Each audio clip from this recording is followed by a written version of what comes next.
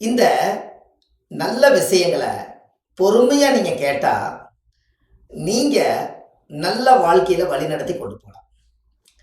இயற்கையான பரிகாரங்கள் கிடைப்பது ருசியான பரிகாரம். உங்க வீட்ல வீட்ல தீய சக்திகள் அதிகமா இருக்குது. நெகட்டிவ் எனர்ஜி அதிகமா இருக்குது. யாராரோ வந்து நல்ல நாயமே பேச மாட்டேங்கிறாங்க. கெட்ட நாயம் தான் பேசுறாங்க. என்னன்னே தெரியல.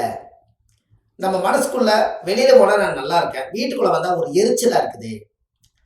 என்னுடைய உடம்பெல்லாம் தகதகன்னு எரியுது. படுத்தா தூக்கம் இல்ல. கணவன் மனைவிக்குள்ள நேருக்கு நேர் என்னால உட்கார்ந்து பேச முடியல. பெத்த புள்ளகிட்ட வந்து என்னால பேச முடியல. எகுத்துக்கு எகுத்து என்கிட்ட கேள்வி கேட்கறாங்க. என் மாமியா என் கூட சண்டையாவே இருக்குது. மருமக நல்ல புள்ளையும் தான் கட்டிட்டு வந்தேன். ஏனோ இங்க வந்ததுக்கு அப்புறம் மாறிடுச்சு. இப்படி எல்லாம் ஒரு வீட்டுக்குள்ள நடக்கிறதுக்கு என்ன காரணம்னா, முதல் உங்களுடைய வீட்டுக்குள்ள தீய சக்திகள் அதிகமா இருந்தா, இதோட தீய சக்தி நம்ம மேலதான் அது அலைகள் வந்து அதிகமாகி நம்ம என்ன பேசுறனே தெரியாம இந்த மன கஷ்டங்கள் உருவாகும். இதுக்கு ஒரு பரிகாரம் வச்சிருக்கேன், உங்களுக்கு தரேன். இதை நீங்க நோட்டுல அழகா எழுதி வச்சுக்கங்க. இதெல்லாம் உலகத்துக்கு தேவையான விஷயம். 3 தடவை நீங்க இந்த பரிகாரத்தை செய்யணும். சாதாரண விஷயமான பரிகாரம் இல்லை, ரொம்ப நுட்பமான விஷயம்.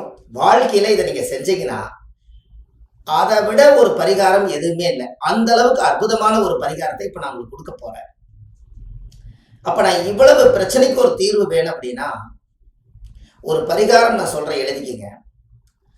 மழை தண்ணி வருது இல்லைங்களா, மழை வருது இல்லையா, மழை வரும்போது எந்த பக்கமே ஒரு ஓட்டல விழுந்தோ ஒரு வீட்டுல விழுந்தோ அந்த மழை தண்ணி வந்து பிடிக்கக்கூடாது.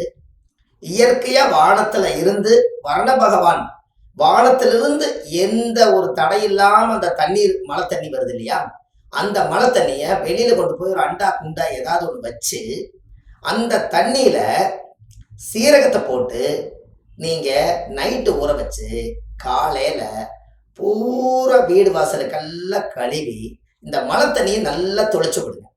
இறைவனுடைய தீர்த்தம், அது கடவுளுடைய தீர்த்தம், வரண பகவானுடைய தீர்த்தம். இந்த தீர்த்தத்தை நீங்க தெளிச்சு விட்டீங்கன்னா உங்க வீட்டுல 108 கணபதி ஹோமம் செஞ்சதுக்கு பவர்.